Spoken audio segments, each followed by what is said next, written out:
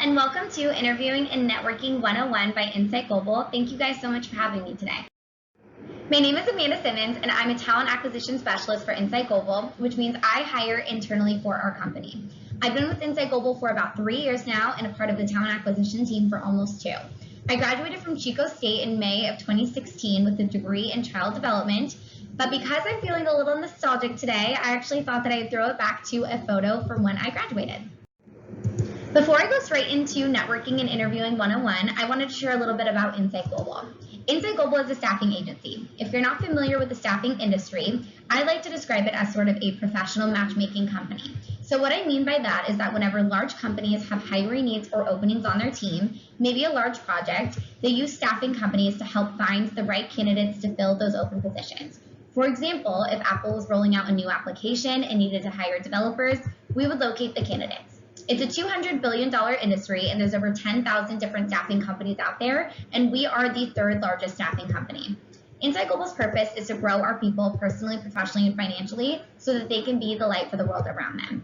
A few of our accolades, we've actually won the best place to work for millennials 2 years in a row, the best place to work for women, one of the best places to work for in terms of diversity, and one of the best places to work for entry-level grads. We have 58 offices located nationwide, including 6 California offices: San Francisco, Silicon Valley, Sacramento, San Diego, Orange County, Los Angeles. And for our Nevada offices, we actually have our brand new Las Vegas office. A little bit about what's on our agenda for today. We are going to be learning how to build your professional brand, how to expand your knowledge of networking and interviewing, and then also learning how to get hired. So the first thing that we're going to talk about is how to build your professional brand. And so this can mean many things, from making sure that you're prepared with your most updated resume, to your LinkedIn, to figuring out what kind of company you want to work for, and honestly, what kind of employee you want to be. First things first, before the networking or interviewing with any companies, you have to update your resume so you can showcase your experience, accomplishments, and skills. Your resume is going to be sent to employers, and so you want it to be up to date and easy to read with the ideal first impression. Utilize the Career Center to make sure your resume is perfect. That's what they're here for. The easier your resume is to scan, the better you can hold their attention. The best formats are well organized with only the most relevant information and should make efficient use of blank space to avoid any clutter. Your first name and last name should be included, your city and state, your current phone number and professional email address. And then if you want, this is pretty optional, but you can have a 1 to 2 sentence paragraph that sums up your short-term professional goals and why you're seeking employment. You should definitely focus specifically on your career related experience and your relevant skills and potential value to the company. Show examples about any intangible skills that you have that would be an asset to the company. Keep this under 50 words, but make it fun and relatable. And you can use the same sentences you use in your LinkedIn profile. When you're focusing on education, demonstrate to employers that your learning skills can apply to the job. Put the name and location of your school, the degrees that you're pursuing, your expected graduation date, academic achievements, your GPA, any awards, recognition, and applicable coursework. When updating your work experience, employers know that you might be new to the job market, so make sure that you're including all internships, volunteer positions, and extracurricular activities. Make sure you highlight these experiences and the required skills needed to succeed in the position that you're applying for. Always include the name of the company, the location, the duration of when you were there, and then a couple of bullet points describing your achievements or tasks at hand. Feel free to use any action words, so accomplished, designed, initiated, led, researched, executed, etc.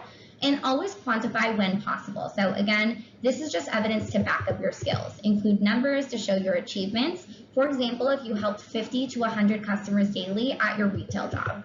Include all organizations. You never know if somebody you meet during the career fair was also involved in the same organization. This will give you a relatable topic to chat about. If you were in leadership role in your organization, include it in your relative work experience and highlight your duties and responsibilities. Evaluating your skills, languages, technologies appropriately, and a quick way to communicate to the employer why you would be a valuable addition to their team. You can talk about any hard skills that you had, so anything that you learned through your education and experience. Feel free to include any languages or technology. Make sure that you are carefully editing and proofreading your resume. Make sure that you are using correct grammar, spelling, and format, and utilize your resources as much as possible, the Career Center, professors, parents, and mentors. Next, you definitely want to update your LinkedIn profile. About 75% of hiring managers look at LinkedIn profiles to learn a little bit more about a candidate before hiring them. Make sure that you have a professional photo, simple headshot with a solo photo, shoulders up, professional clothing, smile, and consider using a neutral background. Think of your profile photo as your first impression. Profiles with pictures get about 21 times more views. And your Career Services Center actually might offer an opportunity to take LinkedIn photos, so definitely check in with them. Your background photo should just be a secondary visual element on the top of your profile. It shows a little bit more about what matters to you, but mainly it's just another way to stand out. For example, it could be your school logo or a simple pattern wallpaper. Your headline should be short and sweet. That's the first thing viewers will read on your page. If you're an undergrad student at school graduating in a certain month, you should definitely put that. You should always put your bachelor's degree and any sort of other information or skills that you might have. Your summary should highlight your skills and your background. Think of your summary as almost a story. Extroverted marketing major with a passion in working with people. Talk about what skills and jobs you may have had and how they matter to you. Think outside the box a little bit. This is a personal piece of content marketing. Your experience should basically be your resume. Include all of your previous internships, education, organizations, groups, awards, certificates, clubs, athletics, etc. The more details you put, the more companies can search your profile. Any of your volunteer experience, this definitely counts, so use it. 41% of hiring managers consider volunteer experience equally as valuable as paid work experience. When listing your education, make sure that you're putting your school, your major, your minor, your degrees. All of the members who list a school get about 10 times more views on average. And underneath skills, this can just be the skills that you learned in or outside of school. This will raise your ranking in recruiter searches. If you list 5 or more skills, you're going to get up to 17 times more profile views. Any of the recommendations, this is very similar to a reference. Ask your favorite professor, your internship boss, and whoever you want.